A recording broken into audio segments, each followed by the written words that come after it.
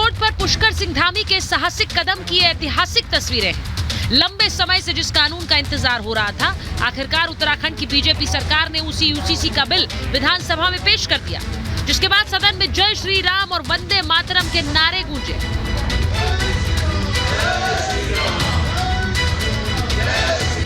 शादी, तलाक, विरासत से लेकर गोद लेने समेत कई मुद्दों को समेटे इस कानून पर अब विधानसभा में चर्चा होगी, जिसके बाद वोटिंग और फिर जल्द ही ये देवभूमि में लागू हो जाएगा। मगर बिल आते ही बहस भी छिड़ गई। सरकार इसे सबका कानून बता रही है तो विपक्ष वोट बैंक पॉलिटिक्स। माननीय अध्यक्ष जी, मैं आपकी अनुज्ञा से समान नागरिक संहिता उत्तराखंड विधेयक 2024 को पुनः स्थापित करता हूँ। सीमांत राज्य को, जो संवेदनशील राज्य है कई दृष्टिकोणों से, आपने उसको टोकनिज्म के लिए इस्तेमाल किया, अपने प्रतीकात्मकता के लिए हमारे राज्य को इस्तेमाल किया। आपको लाना था यूनिफॉर्म सिविल कोड, अब सेंट्रल गवर्नमेंट लेकर के आती।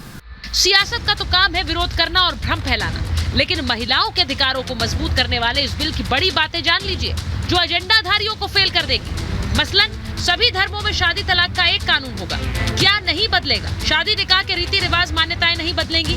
किसी भी धर्म में बहु विवाह नहीं होगा। तलाक के बाद दूसरी शादी कर सकेंगे। तलाक सिर्फ कानूनी प्रक्रिया से होगा।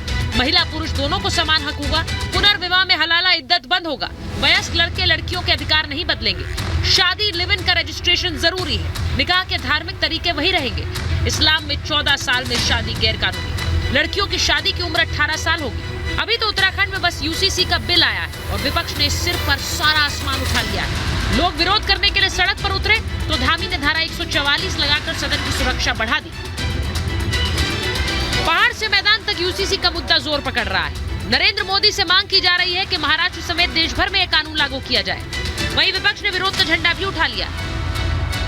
नहीं होना चाहिए, ये जो है नेचर के साथ छेड़छाड़ है, और जो नेचर के साथ छेड़छाड़ करेंगे, कभी आसमान से मुसीबत आएगी, कभी जमीन के नीचे से मुसीबत आएगी, कभी इधर से कभी जमीन टूटेगा, कभी आसमान फूटेगा और कभी मिनिस्ट्री आ जाएगी। कोई कानून ऐसा बनता है जो हमें मुसलमानों को कुरान पाक ने जो हिदायत दी हैं उसके खिलाफ बनता है, उसके खिलाफ कोई कानून बनता है तो हम उसको मानने को तैयार नहीं हैं। तो हमारी अपेक्षा है यही कानून हमारे महाराष्ट्र में भी लागू हो, सभी को, इस देश में रहने वाला हर व्यक्ति एक समान हो। अगर ये कायदा आता है तो मुझे लगता है हम सभी इसका स्वागत दिल खोल के करेंगे। मोदी के मन में भी समान कानून का मुद्दा लंबे समय से है। वो खुद इस बात को जाहिर कर चुके हैं। विधि आयोग के पास भारत में यूसीसी लागू करने को लेकर लाखों सुझाव आ चुके हैं। यानी वो दिन दूर नहीं जब देश में यूसीसी आएगा। डिप्टी सीएम केशव मौर्य ने उत्तर प्रदेश के लिए बड़ी हिंट दे दी और सही वक्त आने पर कानून लाने का दावा कर दिया। तो राजस्थान में भी बड़ा ऐलान हो सकता है। जब से भारतीय जनता पार्टी सरकार बनी है, एक देश में 2 कानून चल रहे हैं। 2 कानून नहीं चलेंगे, एक ही कानून होना चाहिए। वो कानून 100% यूसीसी लेके आएंगे। कोशिश यही करेंगे कि हम दूसरे नंबर पे आए। मैं उत्तराखंड के सरकार के मुख्यमंत्री श्री धामी जी का हृदय से अभिनंदन करता हूँ। उन्होंने समूचे देश को क्या नाम है, उत्तराखंड में समान नागरिक आचार संहिता लागू करके और एक नई दिशा दी है, एक चिंतन का एक मुद्दा छोड़ा है। पुष्कर धामी जी के पास और कोई तरीका बचा नहीं है लोकसभा चुनाव में जाने के लिए। यूसीसी का प्रोपेगेंडा खड़ा करना, इस देश में अलग अलग रंग के फूल हैं, अलग अलग रंग के फूलों की महत्ता है। आप पूरे देश को एक रंग में रंग देना चाहते हैं, ये कहीं से भी भारत जैसे विविधता वाले देश के लिए अच्छा नहीं है।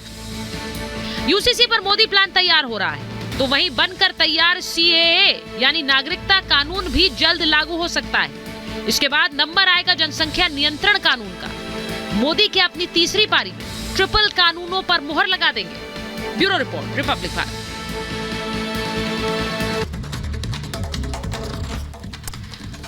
और मैं अपने मेहमानों का परिचय आपसे कराऊं उससे पहले बता देती हूँ बड़ी खबर एक बता दूं कि यूपीए सरकार की जो आर्थिक नीतियां हैं उनके खिलाफ श्वेत पत्र लाएगी मोदी सरकार। श्वेत पत्र लाएगी, व्हाइट पेपर लाएगी आर्थिक नीतियों के खिलाफ जो कुप्रबंधन रहा है। संसद का बजट सत्र एक दिन के लिए बढ़ाया गया है। मोदी सरकार संसद में श्वेत पत्र लाएगी। यूपीए सरकार के खिलाफ होगा ये श्वेत पत्र जो कुप्रबंधन रहा है, आर्थिक कुप्रबंधन, उसके खिलाफ। ये बड़ी खबर है। आप सोचिए कि संसद का एक सत्र का एक दिन इसके लिए बढ़ाया गया है। मैं एक बार बता दूं, हमारे साथ मेहमान जो जुड़ रहे हैं, बीजेपी के राष्ट्रीय प्रवक्ता के शर्मा जी जुड़ रहे हैं।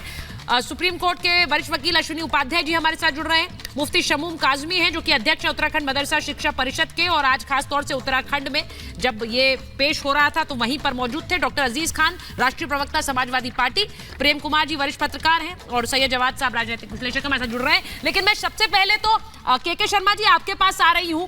यूसीसी पर बात होगी, आप लोग इस वक्त दोनों एजेंडों पर काम कर रहे हैं। यूसीसी उत्तराखंड के जरिए पूरे देश में क्या लागू होगा? सर पहला तो सवाल यह है, फिर मैं श्वेत पत्र पे पूछूंगी क्योंकि वो एक बड़ा मुद्दा अभी खबर आई है, वो आ गया है। लेकिन क्या पूरे देश में यूसीसी लागू होगा 2024 में? के शर्मा जी।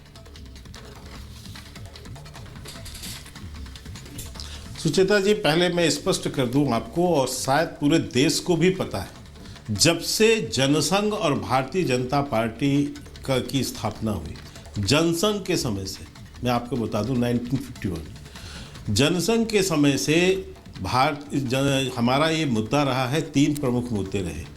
एक, अयोध्या में भगवान श्री राम का भव्य राम मंदिर का निर्माण। दूसरा, देश से धारा 370 को हटाना। और तीसरा, समान नागरिक संहिता को लाना। ये 3 मुद्दे हमारे कोर मुद्दे रहे हैं, और इसी को लेकर हम निरंतर देश के अंदर अपने घोषणा पत्र में इसका उल्लेख करते रहे। हम निरंतर इसको लेके जनता से जनादेश मांगते रहे, और भारत की जनता ने, 140 करोड़ जनता ने हमें जो जनादेश दिया, उस जनादेश में 303 सीट, एक बार 282 सीट और फिर 303 सीट देकर हमारे इन मुद्दों पर जो है हमें समर्थन दिया है। निश्चित तौर से 2 हमने पूरे कर दिए हैं। धारा 370 को देश से समाप्त कर दिया हमने। मंदिर जो है अयोध्या में भव्य राम मंदिर का निर्माण हो चुका है, प्राण प्रतिष्ठा हो चुका है। और तीसरा मुद्दा समान नागरिक संहिता का है, जिसको कि हमने कमिट किया है, और ये निश्चित आएगा। लेकिन आपने कहा 2024 में कोई बॉर्डर लाइन यूज़ नहीं करता।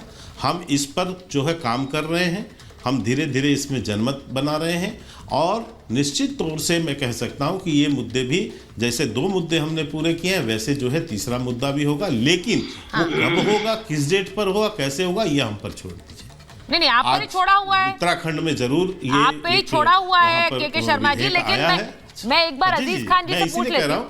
अजीज खान जी, उन्होंने 370 की बात की, उन्होंने राम मंदिर की बात की, वो बन के तैयार हो गया। बता दूं सुचेता जी, ताकि कंफ्यूजन न रहे, थोड़ा सा कंफ्यूजन दूर कर लीजिए। हाँ, बोलिए।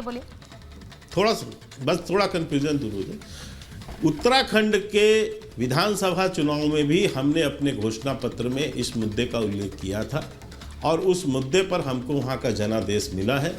आज वहाँ पर धामी सरकार इस विषय को लेकर, इस बिल को लेकर आई है। नहीं, तो इसमें कंफ्यूजन कोई वही के शर्मा जी, कंफ्यूजन कुछ नहीं है। जो भी सहमति ये कहकर आपने कोई कंफ्यूजन क्लियर नहीं किया, आपने वो स्टेट कर दिया जो आपकी प्रतिबद्धता थी। और मैंने कहा कि यूसीसी प्रतिबद्धता नेशनल लेवल पर भी आपकी है,